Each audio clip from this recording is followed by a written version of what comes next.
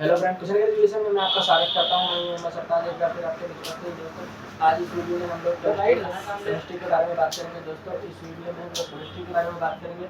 इसका टॉपिक रहेगा रदरफोर्ड का अल्फा प्रतिकीर्ण। रदरफोर्ड का अल्फा प्रतिकीर्ण मतलब रदरफोर्ड के अल्फा प्रतिकीर्ण के द्वारा दोस्तों हम लोगों ने प्रयोग के द्वारा ये सिद्ध किया था कि नाभिक की खोज की थी। दोस्तों इसके बारे में हम लोग विस्तृत में जानकारी लेंगे। दोस्तों वीडियो को देखते हुए स्टार्ट करते हैं और आज नाभिक की खोज के बारे में पूरा डिटेल में अध्ययन करेंगे। दोस्तों इस प्रयोग के द्वारा हम लोगों ने सिद्ध किया था नाभिक की खोज की थी। तो दोस्तों इस प्रयोग को हम लोग डिटेल में समझेंगे। समझने से पहले स्टार्ट करने से पहले दोस्तों ये हम लोग बात करते हैं कि ये किस वैज्ञानिक के द्वारा किया गया था। ये रदरफोर्ड नामक वैज्ञानिक के द्वारा किया गया था। इसमें ये किया गया था कि परमाणु के भीतर की आंतरिक संरचना का विस्तृत जानकारी दी गई थी इस प्रयोग के द्वारा। दोस्तों इसमें क्या किया गया था कि पोलोनियम जो है एक रेडियोएक्टिव तत्व है। इसमें पोलोनियम जो है एक रेडियोएक्टिव तत्व है। इससे क्या होता है कि रेडिएशन होता रहता है। और ये जो है एक बॉक्स है, इस बॉक्स में लेड का जो है एक बॉक्स है, लेड का छिद्रयुक्त बॉक्स है। इसमें से जब रेडिएशन होगा तो इसमें से जो अल्फा पार्टिकल निकलेंगे, ये अल्फा पार्टिकल जा रहे थे, ये अल्फा पार्टिकल ये स्वर्ण धातु की पतली पन्नी जो है, स्वर्ण धातु की पतली पन्नी से टकराए और ये क्या हुआ कि ये एक डायरेक्शन में कन्वर्ट होके और ये जो है हम लोगों ने जेडन धातु जेडन जो है जिंक की प्रतिदीप्तशील पर्दे पर इनको प्राप्त कर लिए। और जब ये मतलब इस पर हुए तो ये एक तरीके से प्रतिदीप्त उत्पन्न किए। और जो स्वर्ण धातु की पतली पन्नी यूज की गई थी उसका जो मतलब उसकी जो मोटाई थी वो 0.0004 सेंटीमीटर, अगर बोले तो 4 × 10⁻³ सेंटीमीटर मोटी। क्योंकि स्वर्ण धातु की पतली पन्नी का ही यूज क्यों किया गया, सबसे इम्पोर्टेंट क्वेश्चन यही है कि स्वर्ण धातु की पतली पन्नी का ही यूज इस प्रयोग में क्यों किया गया। तो स्वर्ण धातु की पतली पन्नी का ही यूज इसलिए किया गया क्योंकि स्वर्ण जो सोना होता है उसको पीट के हम बहुत ही बारीक पतली लेयर बना सकते हैं, जिसको बनाना मतलब आसान है। और जो अदर है उनको उतना पतला बनाया नहीं जा सकता, उनकी उतनी पतली पन्नी को नहीं बनाया जा सकता। तो हम लोगों ने क्या किया था इस प्रयोग में, एक पहले लिया था पोलोनियम जो रेडियोएक्टिव तत्व है, उसको जिंक के छिद्रयुक्त बॉक्स में रखे जहां से रेडिएशन होता रहता है। इसको क्या किए कि हम लोग रेडिएशन होता रहता है तो इसको जो है स्वर्ण धातु की पतली पन्नी पर जो अल्फा कण निकले उन पे बम्बारमेंट करा दिए। तो उनसे क्या हुआ कि ये जिंक का जो पर्दा है, प्रतिदीप्तशील पर्दा, उस पर इनको हम लोग प्राप्त कर लिए। और क्या हुआ, प्रतिदीप्त उत्पन्न। और इसमें जो पतली पन्नी यूज की गई वो स्वर्ण की यूज की गई, क्यों यूज की गई उसका हम लोगों ने जिक्र कर लिया, उसके बारे में हम लोगों ने समझ लिया। अब आगे देखते हैं दोस्तों इसके बारे में।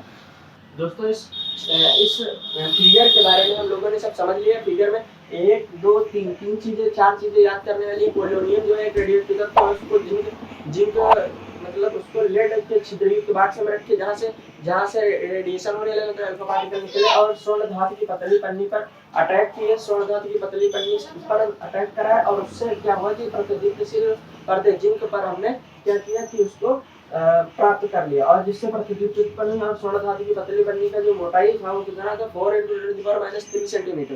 तो इस तरीके से इतनी पतली पन्नी का हम लोगों ने यूज किया था।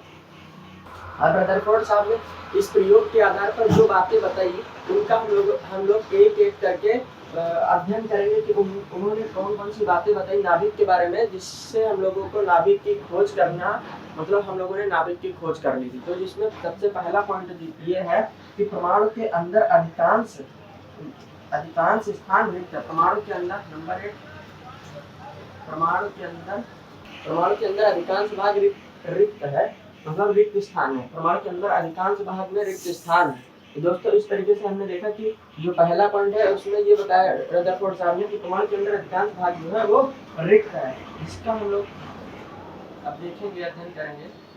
जो मतलब जो पार्टिकल थे उनमें ये देखा गया कि अगर हम लोग मतलब जो नाभिक के बाहर कक्षाएं, पहली कक्षा में 2 इलेक्ट्रॉन, फिर दूसरी कक्षा में 8 इलेक्ट्रॉन बाहर कोश में, तो इसका तो हम लोग बाद में जिक्र करेंगे। लेकिन इसमें सबसे बड़ी बात ये है कि कैसे जो है हम लोगों ने पता लगा कि परमाणु के भीतर का जो अधिकांश भाग है वो रिक्त है।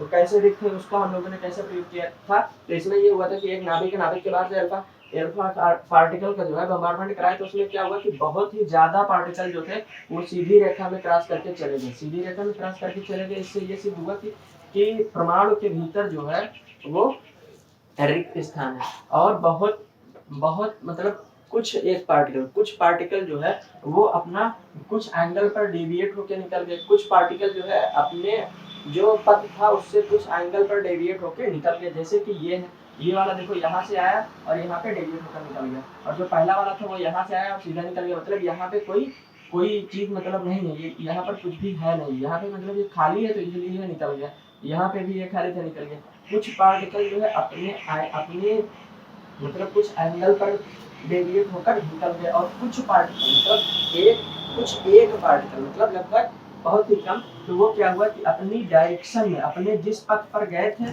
और वो मतलब ये जो इनके चार्ज था उसके अपोजिट चार्ज से रिफ्लेक्ट होकर डायरेक्शन चेंज करके उसी पथ पर लौट आया। लेकिन अब हम लोगों को इस तरीके से नहीं शो कर सकते कि ऐसे गया और ऐसे लौट आया, लेकिन इनका पथ यही होगा कि इसी पथ पर गए हैं और इसी पथ पर वापस आएंगे। तो हम लोग अपनी आसानी से समझाने के लिए इस पथ पर गए आगे गए, फिर यहाँ से रिफ्लेक्ट होना था इसी पथ पे, लेकिन अब इसी पथ पर रिफ्लेक्ट होने का हम लोग नहीं सिखा सकते ना, दिखा सकते।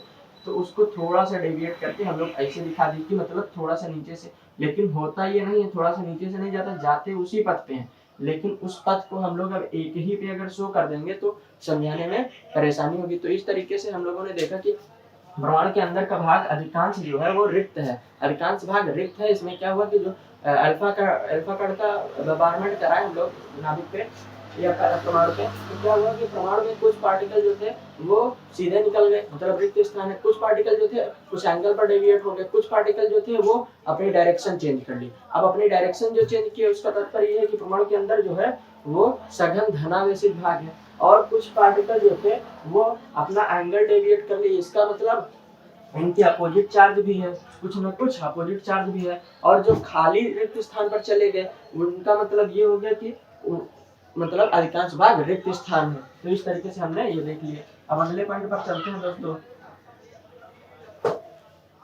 अब जो ये वाला पॉइंट है वो प्रयोग वही किया गया है। अब इसमें ये कहा गया परमाणु के भीतर धनावेशित भाग है, परमाणु के भीतर कुछ धनावेशित भाग, इसका मतलब परमाणु जो है वो उसमें कुछ न कुछ पार्टिकल मतलब कुछ एक पार्टिकल जो थे वो अपने पथ से तुरंत डाइवर्ट हो गए थे, रिफ्लेक्ट हो गए थे। इसका मतलब परमाणु के अंदर धनावेशित भाग है। अब जो हम पॉइंट लिखेंगे उसी से रिलेटेड पॉइंट होंगे, अब जो पॉइंट लिखेंगे उसी से रिलेटेड पॉइंट लिखेंगे, अब उसी से रिलेटेड पॉइंट लिखेंगे। तो इसमें हम लोगों ने समझ लिए थे परमाणु के भीतर धनावेशित भाग है। अब अगले पॉइंट पर पहुंचेंगे दोस्तों हम लोग।